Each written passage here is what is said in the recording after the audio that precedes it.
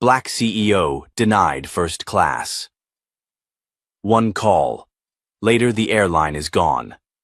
The early morning chill wrapped itself around Washington Dulles International Airport like a quiet warning. A drizzle misted the pavement outside, dulling the shine of black sedans and expensive shoes rushing toward the terminal. At curbside drop-off, a matte black Genesis G90 came to a slow, precise stop. The rear door opened, and Elijah Carter stepped out. 6'2", lean but powerfully built, his presence was both elegant and restrained. Dressed in a dark charcoal suit stitched by hand in Milan and a wool coat tailored to perfection, Elijah looked like the kind of man who belonged anywhere. But he knew better. The world didn't see suits and craftsmanship when it looked at a black man like him. It saw suspicion. It saw disruption.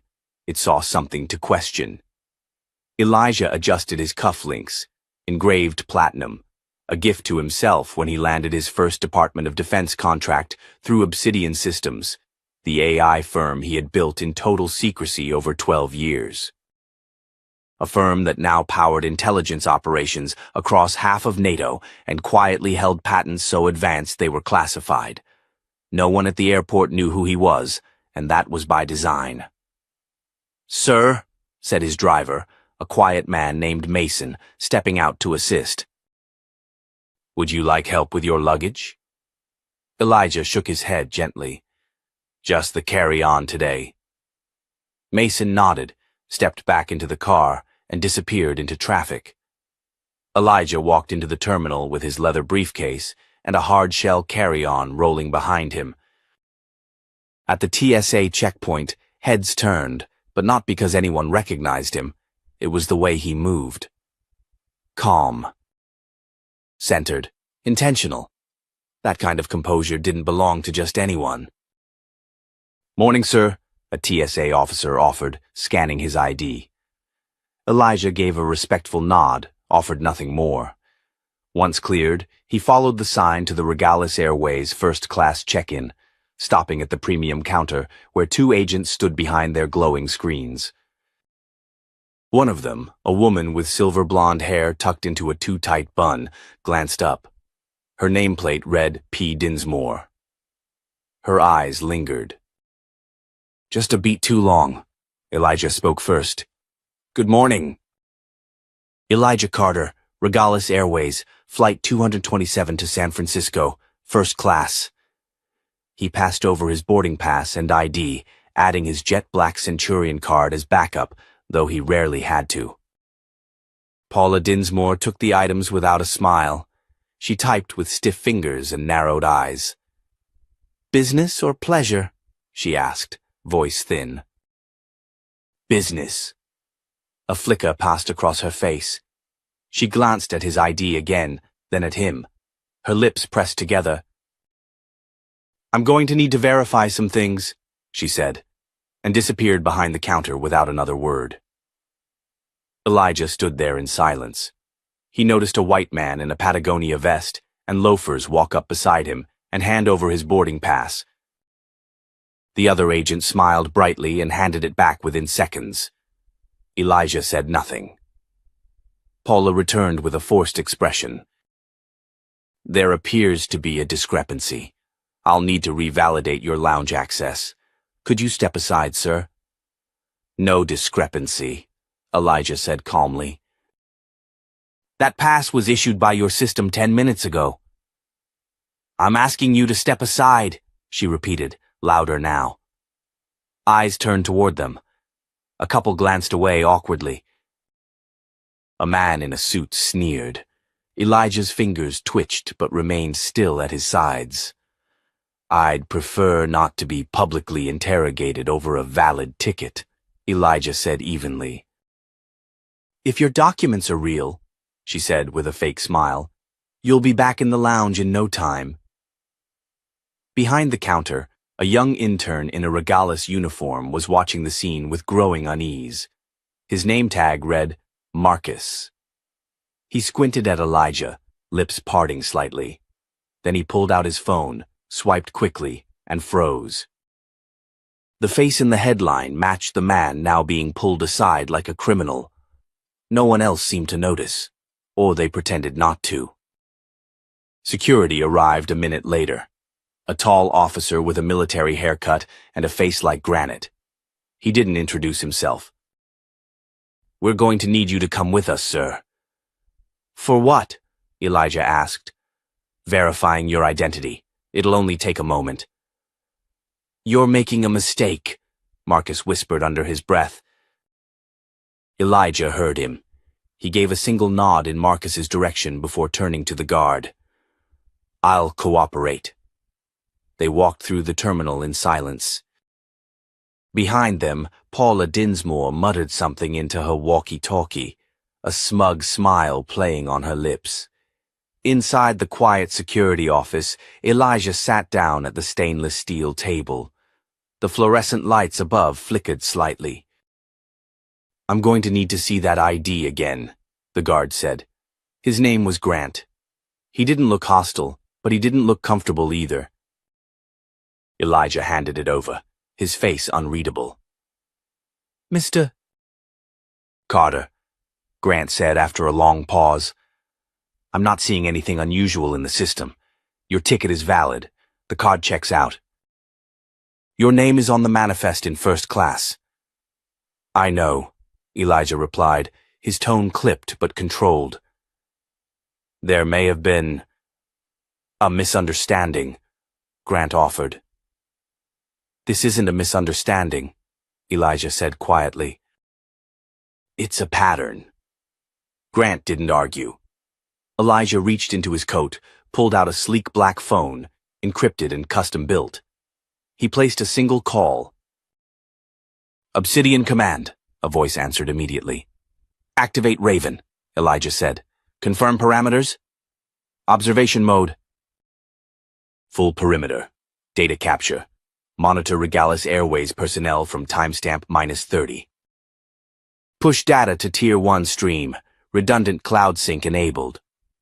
"Copy that. Raven is live." He ended the call, slid the phone back into his pocket. Grant raised an eyebrow. "You're military?" "No," Elijah said. "I'm worse. I'm private sector."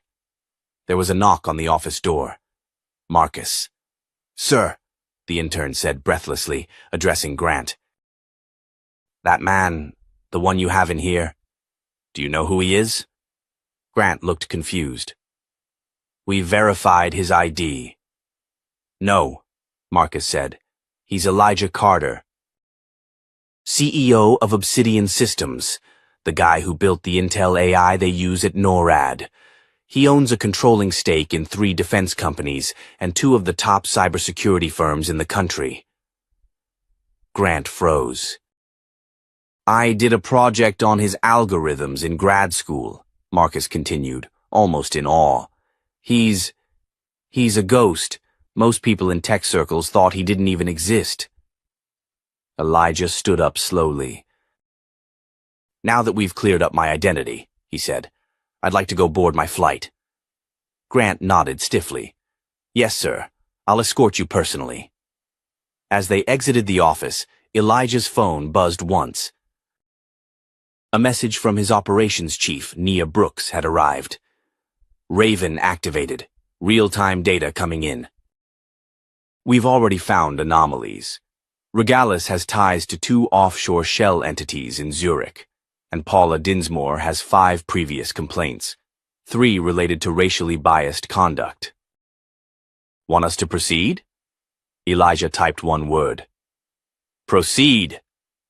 As he walked back toward the terminal, head held high, not a wrinkle in his suit, he passed Paula Dinsmore, who didn't meet his eyes this time.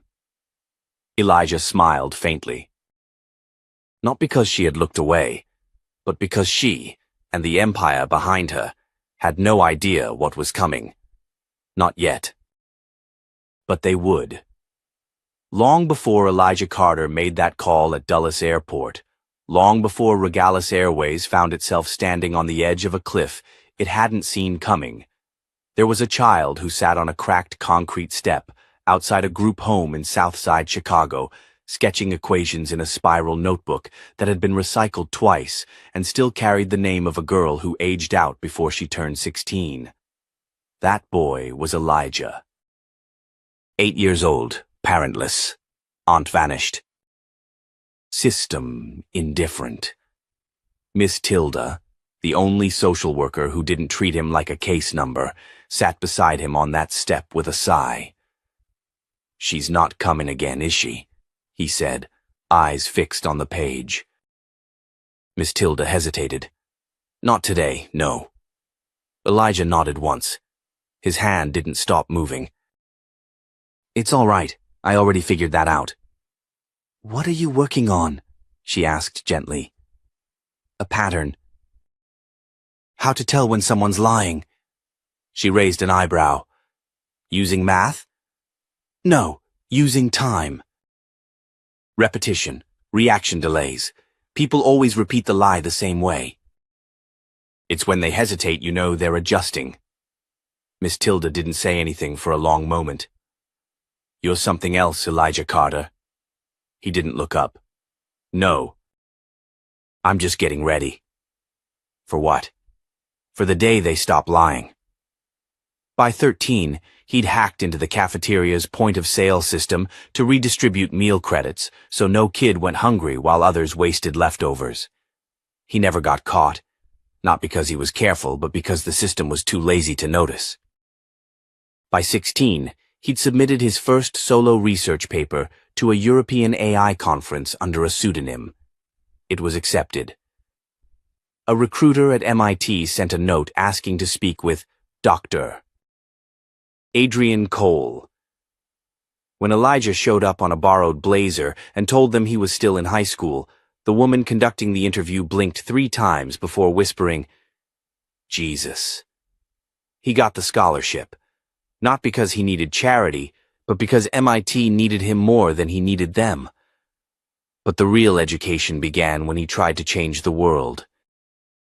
At 19, his capstone project, an early predictive AI system designed to detect crop failure and famine through satellite data, was brought before the World Food Program. They showed interest, but the venture capitalists showed more. They said they loved his mission, called him a visionary, bought him steak dinners he didn't know how to eat. Then they offered him $50,000 for the IP, not equity, not partnership. Just ownership. "That's a humanitarian tool," Elijah told them, sliding the term sheet back across the table. "It's not for hedge funds." One of the VCs laughed. "Son, everything's for hedge funds." Elijah walked out. 6 months later, a hedge fund launched a system that looked eerily similar to his. They called it AgriSense. They sold it to trading firms for predictive investment into drought-prone areas. Farmers starved, profits soared.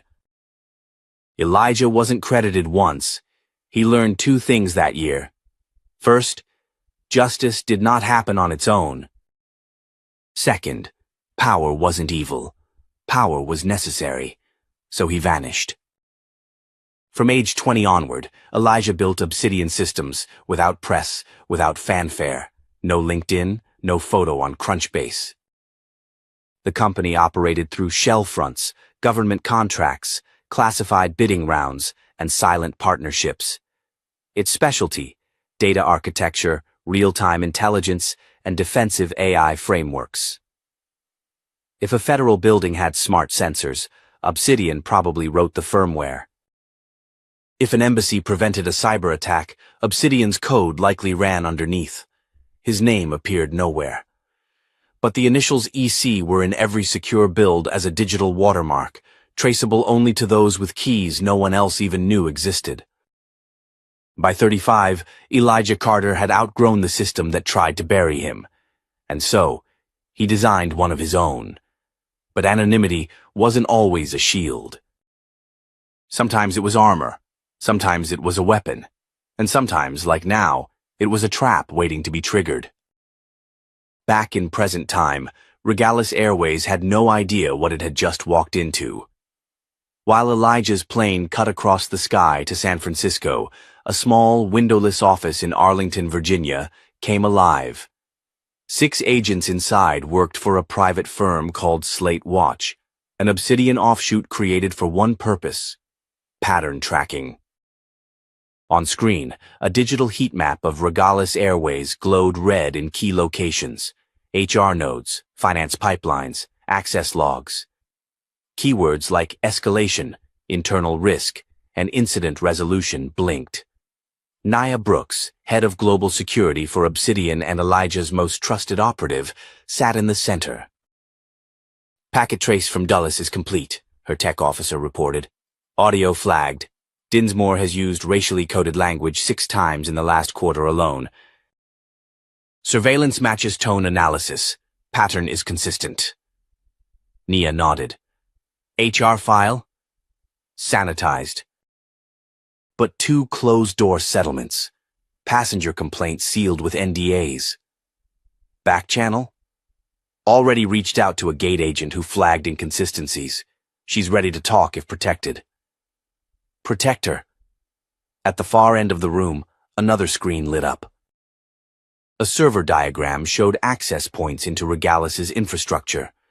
Red X's marked system vulnerabilities.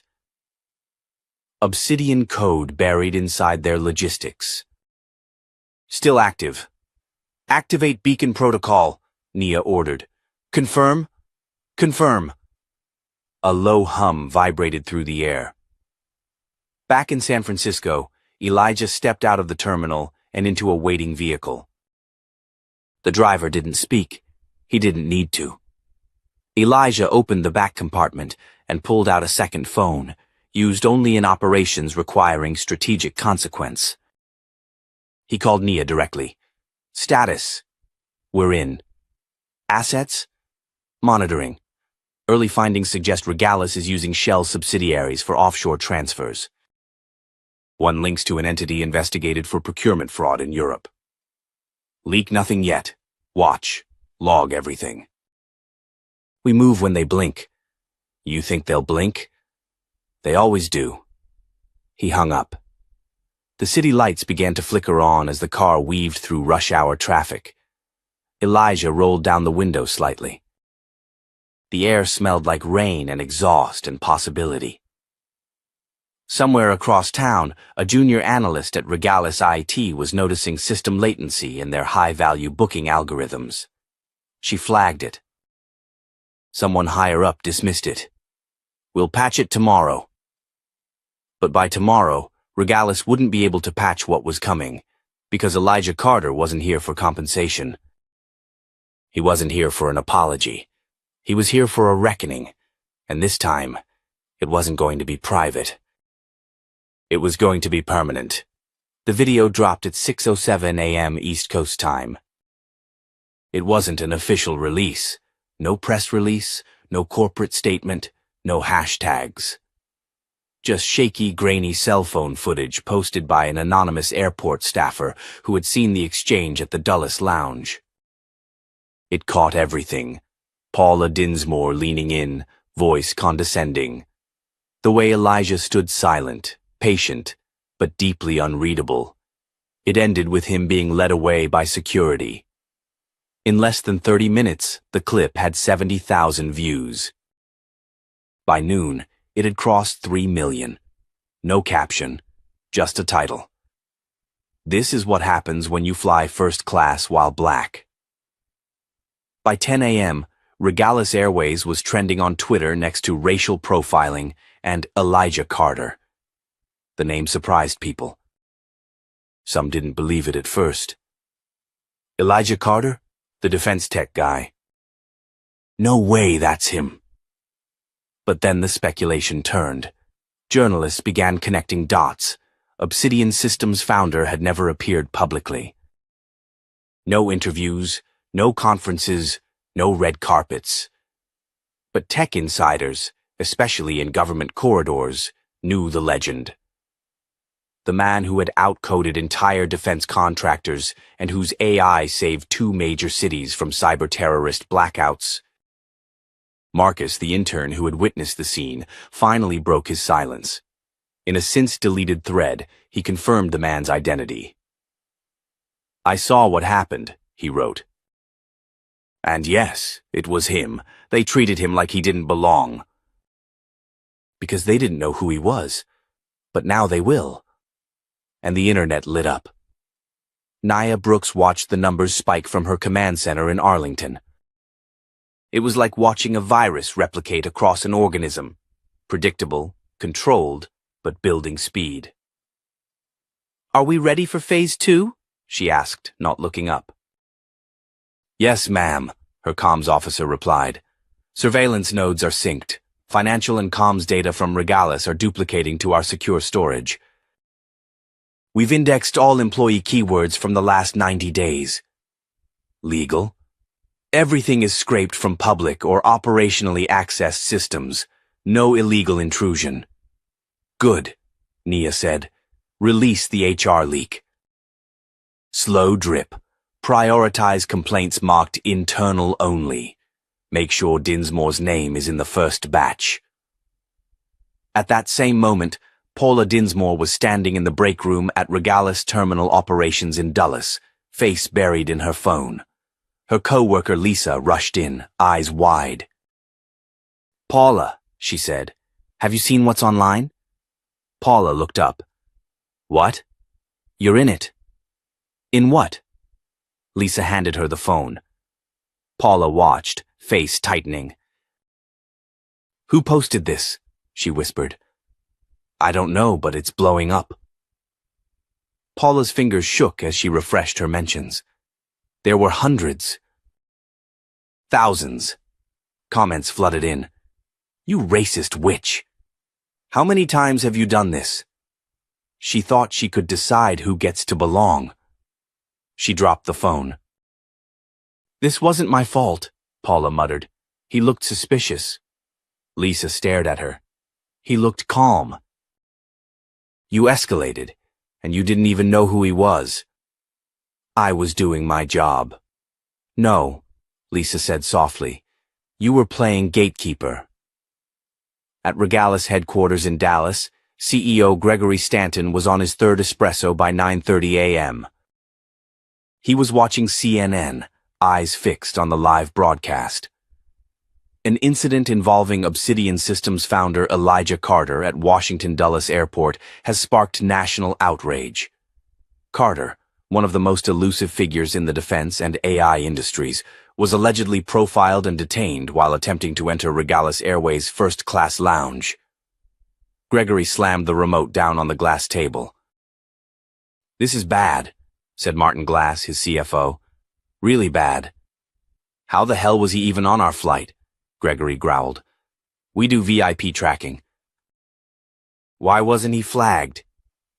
"He uses shell accounts, private bookings, might have even bought the ticket through a dummy corp." "We couldn't have known." "Well, now we know," Gregory snapped, "and he's about to torch this company." Ethan Vaughn, head of crisis management, strolled into the room like he owned it. Slim suit, cold eyes, reputation built on silencing scandals before they caught fire. "I've seen worse," he said, sitting casually. "This is manageable." "It better be," Gregory muttered, "because we're down 7 points since market open." "First things first," Ethan said. "We issue a standard statement. Diversity, inclusion, isolated incident. Blame the employee, not the system." Gregory rubbed his temple. "Will that be enough?" "It's never enough," Ethan said, "but it buys us time." Meanwhile, at Obsidian's San Francisco offices, Elijah sat in a private suite, watching the news with stoic detachment. "CNN just aired your name," Nia's voice came through his earpiece. "Everyone's waking up now." "I know. You ready to step out from behind the curtain?" Elijah didn't answer right away. He watched the anchor read off his bio like it was some kind of myth. MIT, Obsidian. Quiet billionaire. Black tech ghost. He turned toward the window, where the city buzzed below. "People like Dinsmore aren't the problem," he finally said. Nia paused. "Say again?" "She's a symptom." The system trained her to think she had the right to decide who gets to belong. I'm not interested in taking her down. So what are you interested in? He turned back, eyes sharp. I'm interested in taking down the system that made her feel justified. Then say the word. The system's already crumbling. Elijah closed his eyes for half a second, then opened them again. Let it. Outside the window, the fog began to lift. Not just from the sky, but from everything, and Regalis had no idea how blind it had been walking into this war. But that would change. Very soon. Inside Regalis Airways' corporate headquarters in Dallas, the air had turned thick with tension and thin on solutions. The mahogany-paneled executive boardroom felt more like a bunker now, stifling, sterile, a pressure cooker of denials and desperation. Gregory Stanton paced in tight circles, his tie already loosened, his forehead slick. "How the hell is this still trending?" he barked. Across the table, CFO Martin Glass shrugged helplessly. "The social sentiment dashboard's been read all morning. Hashtags are multiplying. It's gone global." Even the BBC picked it up. And now tech media's chiming in, digging into Elijah Carter's past, his work, his silence. They're painting him as a mystery billionaire who finally snapped. Gregory slammed a hand down. He didn't snap. He got offended. Ethan Vaughn leaned back in his chair, arms crossed, composed as always. He didn't get offended, Greg. He got strategic. There's a difference. Gregory glared at him. "Well, since you're the expert, tell me how we fix this." "You don't fix a forest fire with a garden hose," Ethan said flatly. "You let it burn what it wants, then you isolate what's left and rebuild." "You're saying we throw people to the fire?" "I'm saying we pick a scapegoat," Ethan replied. "And fast." "Someone at a high enough level to show accountability, but not high enough to cost us the board." "Security?" Martin looked up. "Walter Briggs?" Ethan nodded slowly. "He's clean." "That's what makes him perfect. No dirt to bring up in retaliation. Frame it as a security protocol failure. Say he overreacted. We announce a review of training procedures and diversity policies." Gregory hesitated. "Won't the union push back?" Ethan smiled. "Let them. We'll call it a reassignment pending investigation. He won't even know he's being sacrificed until it's too late." In another part of the building, Paula Dinsmore sat hunched over her desk in HR, staring blankly at her inbox. It was flooded, not with support, but with rage. Messages from strangers, former passengers, even some ex-co-workers. She had stopped opening them after the fifth one said, "I hope you lose everything." Erin Walsh, an HR officer in her early 30s, with a reputation for keeping her head down, walked into Paula's cubicle with a clipboard. "They want to see you upstairs," Erin said carefully. "Who does?" "Legal, communications." "Probably PR. Paula's voice cracked. "Am I being fired?" Erin hesitated. "They haven't said that." "But you're in the center of it, Paula." "I followed protocol," Paula muttered. "He didn't look like a first-class passenger. He had no assistant. No entourage, no obvious credentials." Erin stared at her. "You don't need credentials to deserve dignity." "You're not black," Paula snapped. "No," Erin said, "but I'm not blind either." Across the country, in a secure facility outside San Francisco, Nia Brooks was reading through decrypted email chains from Regalis's internal servers. Her team had been quietly indexing conversations from the executive tier, correlating keywords, mapping patterns. Got something, her lead analyst called out. Stanton had a side channel, an unofficial comms loop routed through a shell domain. Looks like he's been offloading funds to Zurich through a charter subsidiary. Nia raised an eyebrow. Can we trace the accounts? We already did. Shell companies. Cayman Islands, all tied to a dormant logistics wing registered under Regalis International Cargo.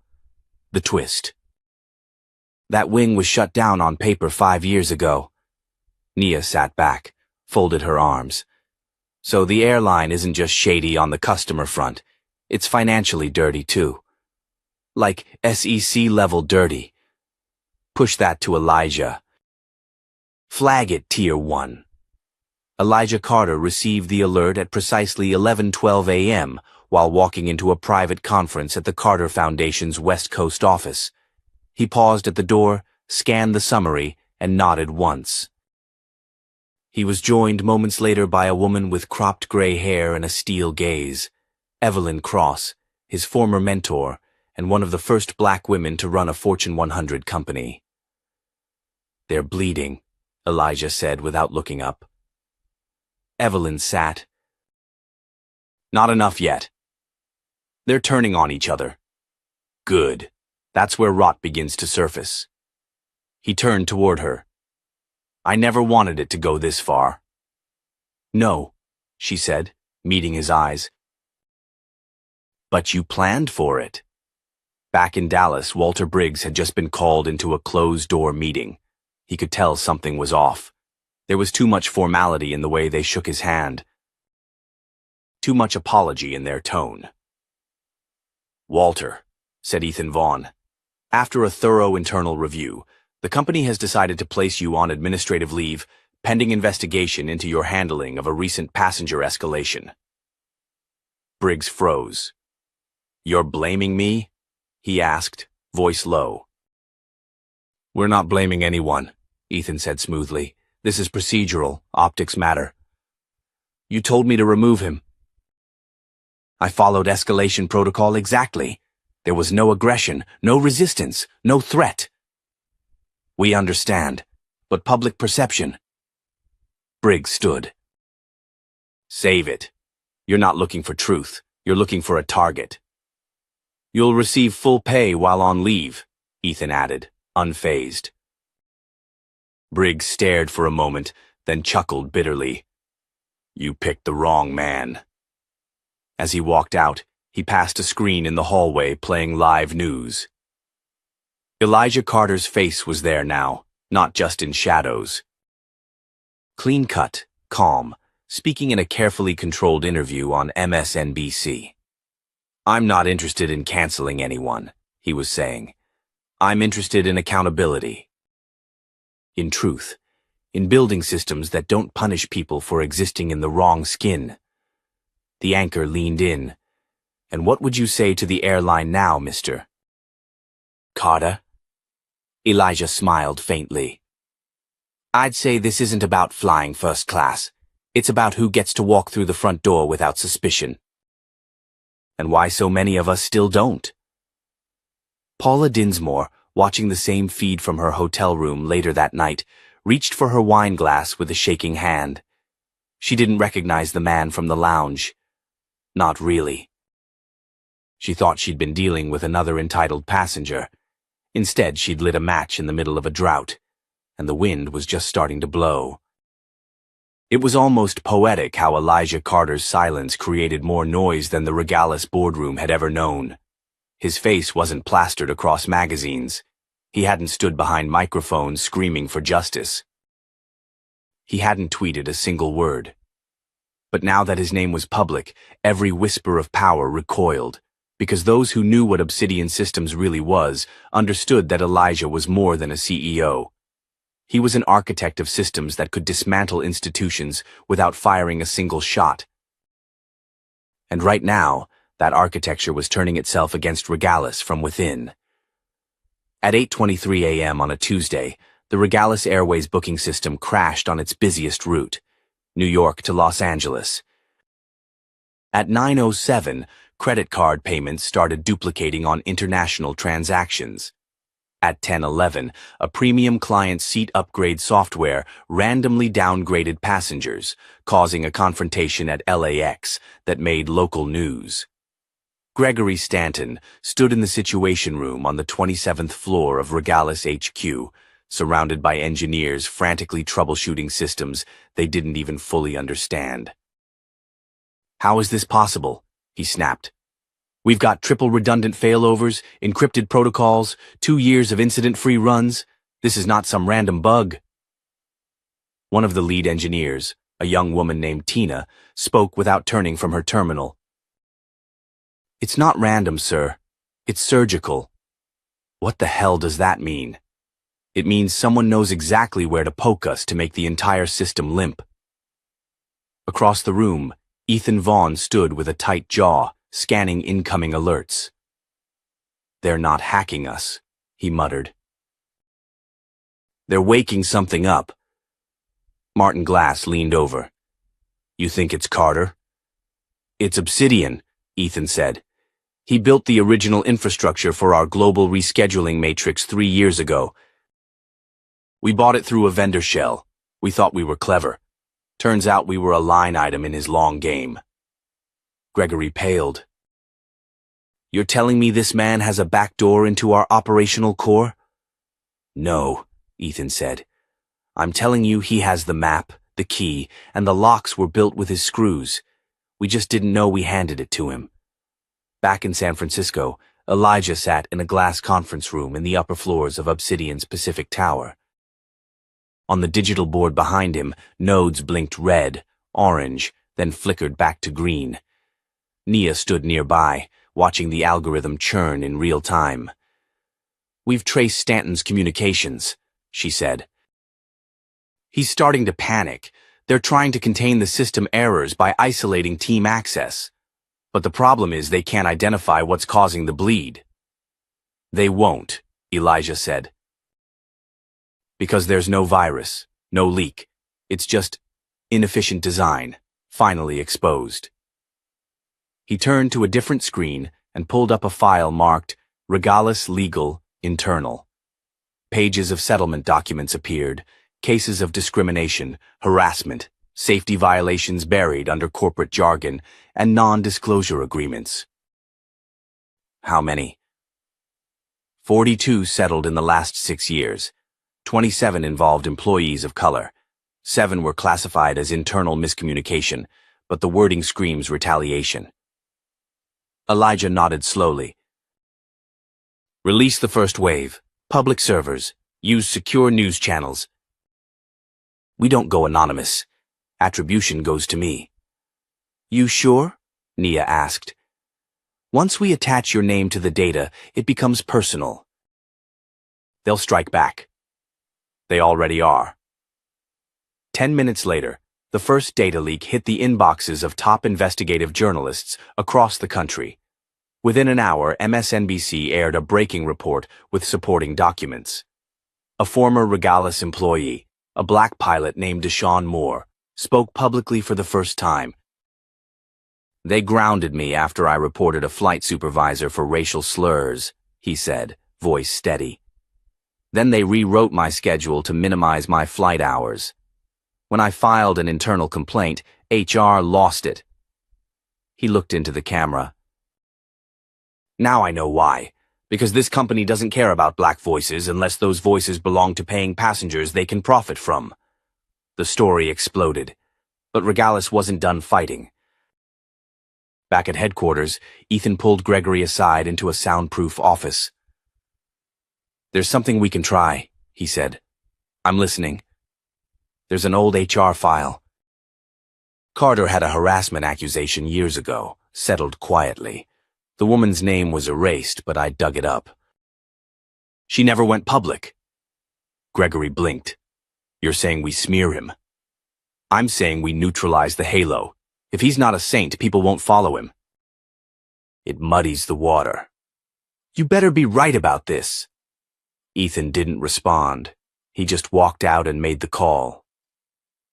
3 hours later, a story appeared on a fringe media site. Elijah Carter accused of workplace misconduct by former intern. It lacked evidence. It cited an anonymous source, but the story was designed to plant doubt, except this time it didn't go unnoticed. Within minutes, Obsidian's legal team had identified the server, traced the origin of the draft documents, and intercepted the financial transfer that paid for the post. They pushed a full rebuttal, this time with receipts, emails, timestamps, the settlement's origin, and the real reason, a false claim used by a startup competitor to derail a funding round. The woman had recanted in a deposition, and Obsidian had let it go until now. By morning, the smear campaign was a joke, and Regulus was exposed. But the most devastating twist came not from Elijah, not from Obsidian, but from inside Regalis itself. Walter Briggs, the former head of security, had been quietly watching it all unfold. His silence, once loyalty, had turned into something else. He'd kept copies of incident reports, surveillance records, emails. And now, he'd had enough. CNN aired a sit-down interview with Walter that night. What happened with Elijah Carter was not a mistake, he said. It was routine, not just at Dulles, but across our network. The difference is this time they picked the wrong man, and now they're going to feel what that means. And with that, Regalis went from a company under pressure to a company under siege. It was the silence that struck Ethan Vaughn first. Not the frantic conference calls or the flashing alerts in the IT command hub. Not even the angry voices echoing from the executive suite where Gregory Stanton was pacing like a man at the edge of a cliff. It was the eerie, creeping silence right before everything collapsed that made Ethan realize they had lost control. Across the country, from Dallas to D.C., Regalis Airways terminals were drowning in chaos. Ticketing systems were unresponsive. Customer service agents were screaming into disconnected headsets.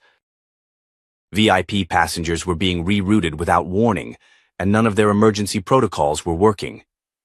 "You've got to see this," whispered a junior systems analyst inside the command center. Ethan moved quickly to her station. Her screen displayed a cascading set of code, a diagnostic log from the infrastructure Obsidian had helped build years ago. But something was different now. In the lower right-hand corner, a small icon had appeared. A raven. "What the hell is that?" Ethan muttered. "It's not part of our system," she said. "It's embedded, deep. Hidden in the base layer of the scheduling software. But it's active now." "And what's it doing?" She looked up at him with a face pale from recognition. "It's watching us." Meanwhile, in a hotel suite high above downtown San Francisco, Elijah Carter stood by the window, hands in his pockets, watching the city unfold beneath him. His phone vibrated once. "Speak," he said. Nia Brooks's voice came through calmly. "Phase 3 is complete. Raven protocol confirmed. Full visibility into Regalis infrastructure. All internal communications, financial routing, HR chain of command. We've mapped their crisis plan. They're trying to leak dirt. They're scrambling. And the leak about me? Dead. We buried it with counter evidence and traced the funding back to a burner account tied to Stanton's private assistant. That's being handled. Good." He turned back toward the massive screen on the wall behind him. On it, the face of Walter Briggs filled the frame from his CNN interview. "There is a culture of targeted enforcement," Walter said evenly. "People of color are consistently flagged for random searches. Complaints vanish. Internal voices are silenced. I've seen it. I've filed the reports. I have the records." As the anchor pressed him for details, Walter opened a worn manila folder on camera. Documents. Memos, logs, time-stamped photos. The story wasn't just credible, it was devastating. Back at Regalis HQ, Stanton was shouting, "Shut it down! All of it! Pull the networks! Disable remote access. Reset admin credentials. Ethan responded evenly. It won't help. Stanton turned to him, eyes bloodshot. What do you mean it won't help? I mean we don't own the pipes anymore. He's already inside. You said we could control this. I said we could contain it, Ethan corrected. You chose to escalate it. You authorized the smear. You ignored every early warning sign. Now Carter's controlling the narrative. And we're walking into every trap he left. A legal advisor entered the room holding a phone. It's the Senate Commerce Committee, she said, voice strained. They've scheduled an emergency hearing. There are questions about Regalis's lobbying records, possible violation of disclosure statutes. They're also requesting all communications related to Carter's detainment. Stanton's face fell. They can't subpoena us without cause. They just did. Ethan stepped back, letting the moment land. Stanton sank into a chair, suddenly looking older, defeated. They're not trying to ruin us, Stanton whispered. They're trying to erase us. No, Ethan said. He's trying to replace you. Across town, a very different meeting was underway. Elijah sat across from a small, diverse group of Regalis minority shareholders and disillusioned board members. The mood was tense but focused. I'm not here to destroy Regalis, Elijah began. I'm here to rebuild it, but not with the same structure, not with the same people. An older board member leaned forward. You're talking about a takeover. I'm talking about a rescue, Elijah replied. This company is weeks, maybe days, from full collapse. Your stock value has plummeted. Your brand is radioactive. Public trust is gone.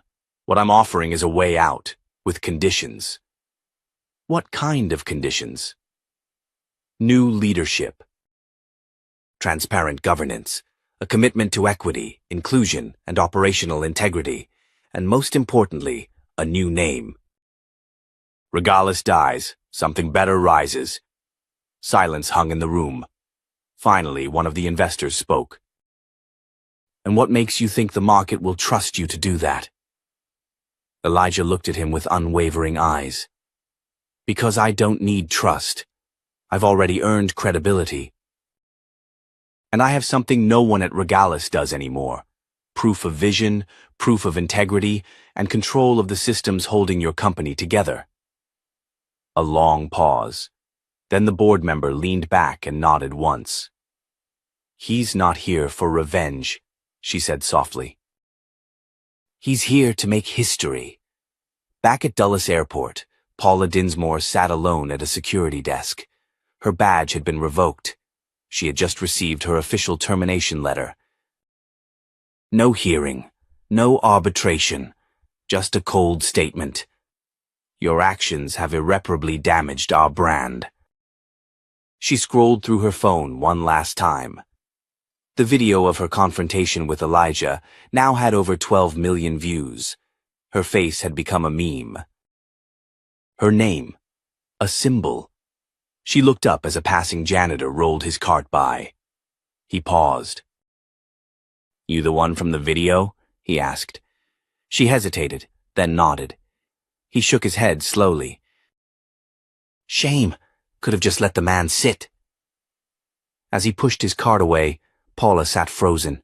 It wasn't just a mistake. It was the beginning of an end. And that end had come. Quietly. Completely. And with nothing left to hide behind. The elevator ride to the 38th floor was painfully silent. Gregory Stanton stood with his shoulders rigid, his hands buried in his pockets, his eyes locked on the slowly ticking floor numbers. He could feel the eyes of the board members behind him. Some avoided his gaze. Others didn't bother. The storm had come full circle, and the thunder was echoing down this corridor. The elevator dinged. The doors opened. Waiting inside the executive boardroom was Elijah Carter. He stood at the end of the long oak table, dressed not in a designer suit, but a plain gray sweater and dark slacks. No tie, no need for pretense. He looked composed, almost serene, with a presence that seemed to pull the air toward him. Gregory stepped in, followed by Ethan Vaughn and the remaining senior staff. No one sat. Elijah didn't offer a seat. He spoke first. This isn't a negotiation. This is a reckoning. Gregory's lips parted, but nothing came out. You've hollowed out this company, Elijah continued, voice calm but cutting. From the top down, rot disguised as policy. Bigotry branded as procedure. Your entire infrastructure is a house of mirrors held together by NDA glue and backroom deals. Ethan stepped forward. Mr. Carter, with all due respect. No, Elijah said sharply, finally locking eyes with him. You don't get to speak. You don't get respect. Ethan froze. The room held its breath.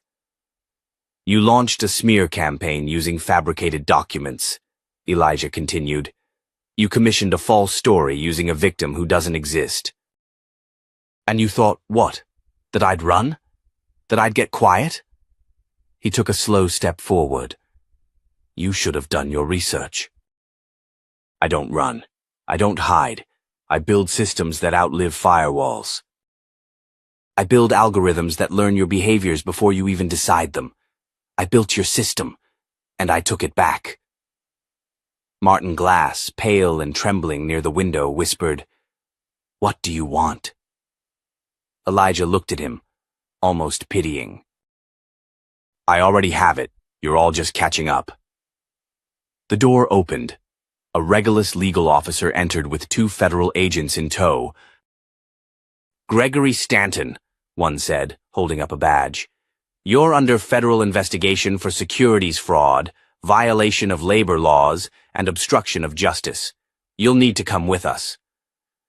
Stanton blinked as if the room itself had started spinning. You can't. This is my company. No, Elijah said softly. It was your playground, and now it's evidence. As Stanton was led out, stumbling and wordless, Ethan turned toward Elijah, his composure frayed. You think you're better than us? No, Elijah replied. I think I'm different, and that's why this works. Within the hour, Regulus Airways officially ceased to exist as an independent entity. The board ratified the acquisition by Obsidian Systems, now restructured under a new corporate identity. Meridian Air. A press conference was scheduled for the next morning, but by then the media didn't need permission. News outlets were already breaking the story. Tech visionary Elijah Carter acquires Airline after racial discrimination scandal. Back in a quiet suite overlooking the Potomac, Elijah sat across from his former mentor, Evelyn Cross. The moonlight cut through the glass, washing the room in silver. I never wanted it to end like this, Elijah said. It didn't end, Evelyn replied. You rewrote it. I keep wondering what happens next. What happens after the system is gone? You build a better one. He nodded slowly. You know, she added, most people in your position would have made it personal. It was personal, Elijah said. That's what made it necessary. Meanwhile, in a much smaller office near Dallas, Walter Briggs sat across from 2 federal agents. He handed them a flash drive. That's everything. Internal records, suppressed reports, video logs from internal cams. Dates, times. Names? The lead agent nodded. You've done the right thing. I should have done it sooner, Briggs replied. At the same time, in a modest apartment in Maryland, a young woman named Tiana Bennett watched the press conference on her laptop. She was the former intern whose name had been used without consent in the attempted smear campaign. She smiled as Elijah walked up to the podium on the screen. For years, Elijah said into the mic, travel has divided us. Class, color, cost. Today, that changes, Because the sky doesn't belong to anyone. It belongs to all of us. Meridian Air isn't just a name, it's a new direction, where dignity comes standard. Across the country, passengers stranded by Regalis failures were being rebooked under a new system, one that didn't default to suspicion based on skin, that didn't bury complaints, and didn't hide behind protocol. And inside that chaos, inside that rebirth, something quietly remarkable began to grow. Not just an airline, a movement. 3 months after Regalis Airways collapsed, a new logo gleamed under the midday sun at Washington National Airport. Meridian Air, bold. Modern. A name that meant change, meant center, meant direction. And for the passengers slowly filtering through the redesigned terminal, it already felt different. Not because the furniture was newer or the check-in kiosks more efficient, but because the people behind the counters looked like them, spoke like them, greeted them like they mattered. Inside the terminal, cameras swirled around a makeshift stage set up near Gate C8, the same gate where Elijah Carter had once been escorted out without a word. Now he stood at that same spot with a quiet smile and a microphone in hand. No suit. No tie, just a Navy crewneck and presence. 3 months ago, he began, I was told I didn't belong here. Not by a policy, not by a rule book, but by a person who believed she had the right to decide who deserved comfort, who earned access. And like so many people who look like me, I stayed calm. I stayed quiet, but I also took note. The crowd leaned in, silent. I didn't retaliate, he continued. I responded, not with rage but with strategy, because I knew that fixing a moment doesn't change a system. You don't defeat injustice by shouting at it. You outwork it, you outthink it, and then you rebuild the structure so it can't shut anyone out again. Applause broke out. Soft at first, then building, wave after wave. His voice never rose, but the message struck home. In this building today, you'll see change, not just in logos and uniforms, but in how people are treated. Every employee of Meridian Air has been through extensive inclusion training. Every passenger complaint is recorded, investigated, and followed up. We've installed anonymous reporting systems, equity oversight boards, and a new leadership team committed to transparency. A young black gate agent named Danielle stood to the side, holding back tears. She had been the first in her training cohort. Today, she would be overseeing boarding for the inaugural Meridian flight to San Francisco. And for those wondering, Elijah added, smiling slightly, yes, I will be flying coach today. Because if we do this right, every seat on a Meridian plane should feel like first class. Laughter and cheers followed. Later, Elijah stood quietly by the boarding gate, watching families, students, executives, and elders file onto the plane. No one was stopped. No one was questioned. Not for how they looked, not for how they dressed. It was, finally, just a line of people going somewhere. At the edge of the terminal, someone unexpected appeared. Walter Briggs. No badge, no uniform. Just a man who had chosen to do the right thing when it mattered. You showed up, Elijah said, extending a hand. Walter shook it firmly. Couldn't miss it. Still can't believe they offered me director of security. You earned it, Elijah replied. Not because you were perfect, but because you told the truth when you didn't have to. Walter nodded, then glanced around. So, what's next? Elijah looked out the window where the Meridian plane taxied into view, its design sleek and symbolic, a compass with wings. We fly, he said. Across the internet, the story went viral again. But this time not because of scandal. This time it was about possibility. A new brand, a new flight, a new system. Paula Dinsmore's name never resurfaced publicly. but she watched the broadcast from her apartment in suburban Maryland, eyes glassy. She'd taken a job at a small private travel agency. She wasn't angry anymore, just quiet, reflective. She listened to Elijah speak and felt something she hadn't expected. Understanding. Regret, yes, but also the sting of recognition. She had been wrong, and it took losing everything to realize how easy it had been to weaponize power, even in a smile, even in a whisper. Meanwhile, at a high school in Oakland, a group of teens watched the speech on a projector. One of them, a boy named Marcus who'd once worked as an airport intern, grinned when Elijah mentioned him in passing. A young employee saw what happened and didn't stay silent. His courage sparked something much bigger than he imagined. At Obsidian HQ, Nia Brooks sat in her office watching the media coverage on mute. She smiled, a rare moment of stillness for the woman who had coordinated a digital war without firing a single line of illegal code. Justice didn't have to be loud to be irreversible. Back on the plane, Elijah found his seat, 17A.